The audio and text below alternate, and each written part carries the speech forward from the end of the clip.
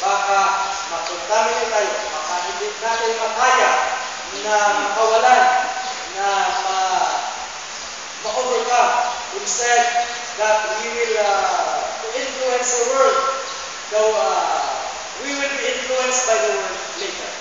We would say, especially sa friendship, whether it be your friends or ano pa ng mga temptation na hindi mo makayanan, huwag mong subukan. You are to come out. You are to keep away yourself from worldliness, because you will be in danger. Magkakagawin na in danger tayo na makontaminate tayo sa kanilang mga practices. Number 2, not only separation or leak, but unspotted or offensive. We say,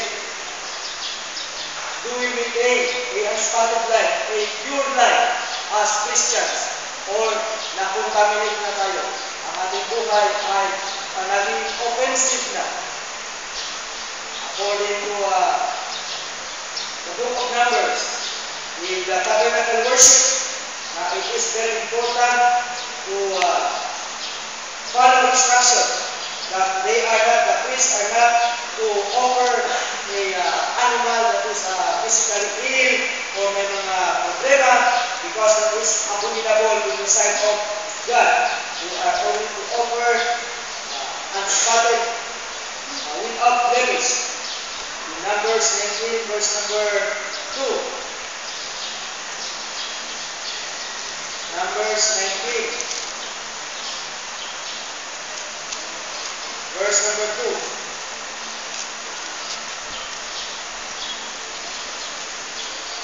Verse number 1, and the Lord spake unto Moses and unto Aaron, saying, this is the ordinance of the law which the Lord hath commanded, saying, speak unto the children of Israel that they bring thee a red heifer without spot, wherein is no blemish, and upon which never came yoke. Of course, there are many verses about the instruction of offerings and animals, but here we see that we are not to offer an animal that has spots or blemish. Kasi may mga problema. It means to say it's perfect, it's qualified as an offering.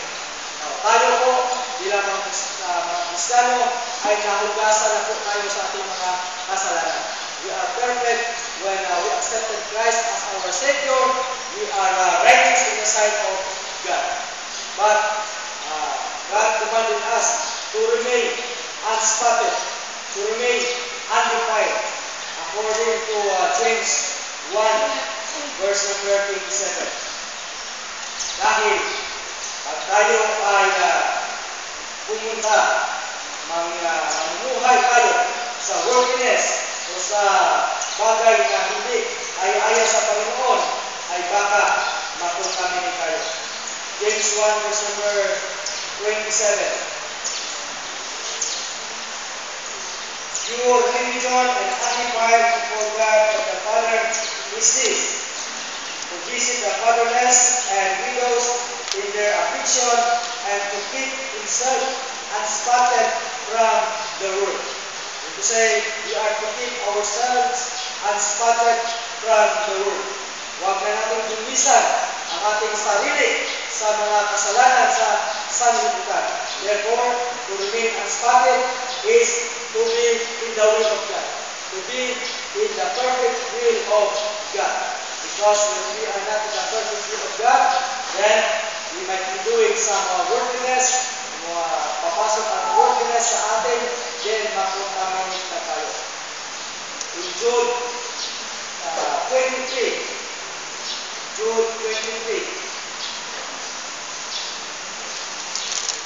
and others say, with fear, pulling them out of the fire, hating even the garments spotted by the flesh. So it is our flesh, our, let's say, when we don't live in the spirit-filled life,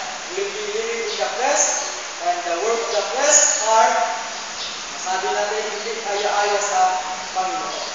So bilang Christian, then we will stay and live unspotted life, or namumuhay na tayo sa offensive life. Kasi pinabayaan natin ang ating sarili na namumuhay sa worldliness, na pumapasok na ang worldliness sa ating buhay.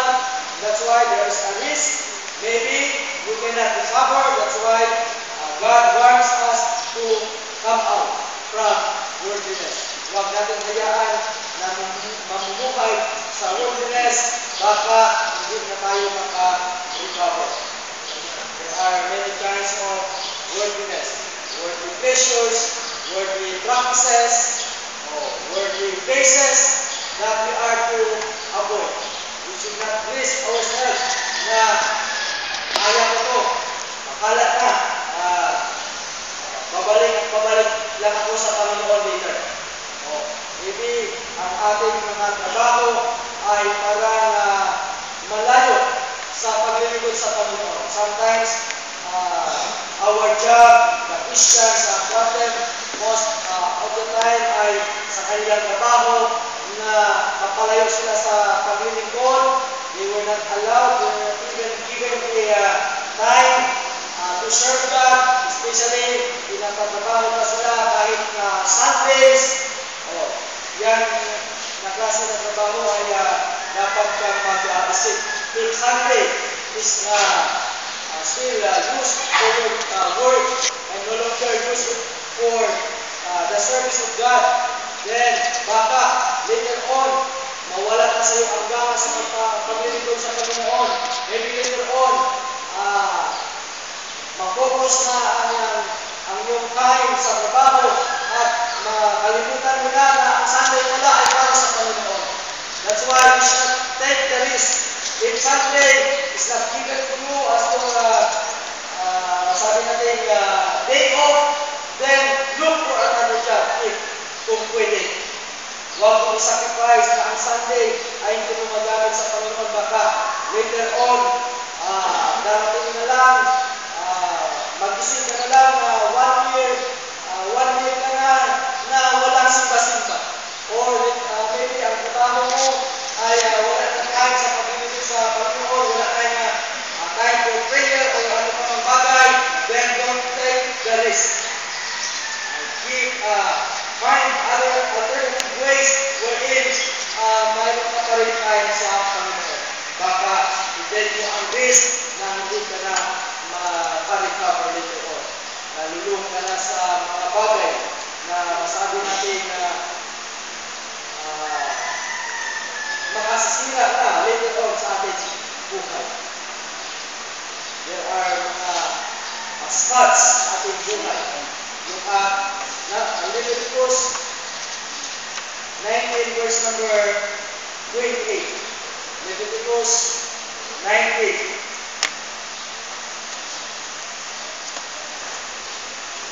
Just example as spots sa ating mga buhay, and this is a literal spots na sometimes ginagaya ng mga Kristiyano. It's okay. Kaya nga, if you are going with your friends, barkadas, na mga worldly, ay baka makontaminate ka at gagayahin mo rin ang kanilang ginagawa. Leviticus 19 verse number 28. Ye shall not make any cuttings in your flesh for the dead, nor print any marks upon you. I am the Lord. It speaks of tattoos. Mga Christians ngayon na i-risk nila ang kanilang buhay, ang kanilang paglilingkod sa Panginoon. Wala na time sa paglilingkod, nandun na sa barkada o sa trabaho. Later on, halibilo sa mga unbelievers, o ginagawa ng mga unbelievers, gagayahin na rin. Example ito ang tattoo. Ang tattoo ay abominable in the sight of God. Christians are commanded not to have print in their bodies. But later on, as I said, if you risk, you take the risk na you go with your barkadas o kahit na itong mga bagay na ito ay gagawin na ng mga Kristiyano. May patato. That spots in our bodies. How much more God commanded us not to have spots in our spiritual life. Sa ating mga spiritual na buhay, ang paglilito sa Panginoon. Sins are considered to be spots sa ating mga buhay. Youthful lust, we are commanded by God to flee youthful lust. Ang mga youth ngayon, ang prime target ng kaaway. The reason why sa mga churches ngayon, bihira na lang ang mga young people or ang mga adults rin ay kunti na lang. You know why? Because sa kabataan pa lang, ginakuha na ng diablo, Satan are getting the young people today para hindi na sila lumaki na maging Christian. Wala na makita ngayon sa mga churches na mga young people are active sa paglilingkod sa Panginoon. I'm talking about Bible-believing Christians. I'm not talking about any other religion na wala sa katotohanan kasi ang maraming mga young people dyan. Diyan, pumunta ang mga young people, mga compromisers na wala na masabi natin fully grounded sa Word of God, nagiging worldly ang mga young people ngayon, kaya nga hindi sila tumatanda sa paglilingkod sa Panginoon. Ma-experience natin yan sa ating mga even sa ating church. Where are the young people before? Mga young people, mga kabataan na nasimulan sa Christian life, sa Christianity, but where are they now? Are they still serving God? Because you know why they were contaminated. Na-contaminate na sila sa kalibutan. Kaya nga, from the pioneering work ng Ipadilla, o ilan na lang ngayon, ang mga members ng Ipadilla na nandito pa. Ang iba ay mga bago na. Mga young people ay mga bago na rin. And later on, if you are not careful, these young people of ours, later on, mapuntarin na naman sa sanglibutan, mas lahat naman, dito naman sa paglilingkod sa Panginoon, wala na. Kaya nga, naging endangered tayo, endangered species tayo. Kasi, ang idea ng endangered species, bakit mayroong mga batas na huwag nang tuloy dito, ay yan ang palaging hinuhuli, yung pag hinuhuli mo ang young, like example, new hatch fishes, hinuhuli mo yan, hindi na yan lalaki kasi bata pa nahuli na. Ang gaya rin ng Christians. Pag ang mga young people natin ngayon ay nakuha na ng sanlibutan, wala nang matatanda na mga paglingkod sa Panginoon kasi bata pa lang nakuha na ng sanlibutan. That's why we should not take the risk. Young people, don't take the risk. Serve God. If you are not involved in the vices, kung wala pa ka mabiktima ng mga vices, drugs, o ano pa man, huwag mo subukan. Amen. Keep on serving God. Stay serving Amen. God. Don't allow the world to penetrate our feelings, our lives, because later on, baka hindi na tayo maka-recover. Unspotted or offensive. Number 3, regenerated or self-righteous.